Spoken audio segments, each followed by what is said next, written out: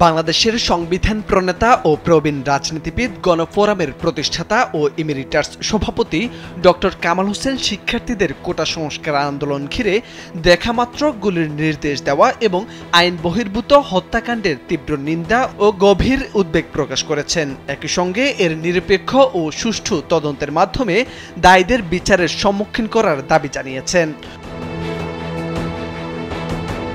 রোববার গণমাধ্যমে পাঠানো এক বিবৃতিতে তিনি এসব কথা জানিয়েছেন।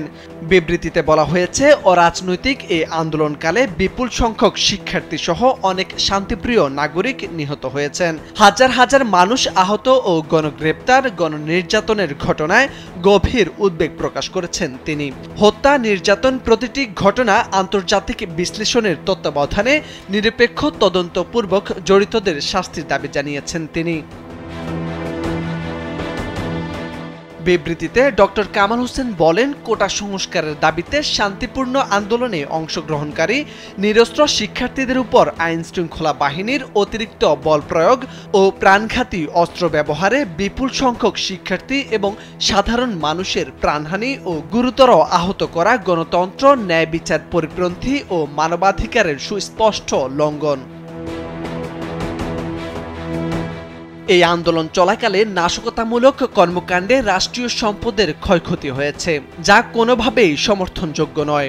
তবে মনে রাখতে হবে, মানুষের প্রাণের মূল্য দুনিয়ার সব সম্পদ বা স্থাপনার চেয়ে অনেক বেশি। স্বচ্ছ, সুষ্ঠু ও নিরপেক্ষ তদন্তের মাধ্যমে এসব প্রাণহানি ও নাশকতার জন্য যারা দায়ী তাদের চিহ্নিত করে আইন অনুযায়ী শাস্তির দাবি জানিয়েছেন তিনি। ডক্টর কামাল হোসেন আরও জানান, এই অজুহাতে ভিন্নমতে কাউকে দমন, নিপীড়ন বা সাধারণ মানুষকে হয়রানি কোনোভাবেই গ্রহণযোগ্য নয়। বিবৃতিতে ডক্টর কামাল হোসেন আন্দোলনকারী শিক্ষার্থীদের দাবির প্রতি পূর্ণ সমর্থন জানিয়েছেন। গণগ্রেপ্তারের মাধ্যমে শিক্ষার্থীদের হয়রানি বন্ধ, সারা দেশে আটক করা ছাত্র জনতার মুক্তিদান সহ অবিলম্বে সব শিক্ষা প্রতিষ্ঠান খুলে দিতে সরকারের প্রতি আহ্বান জানান তিনি।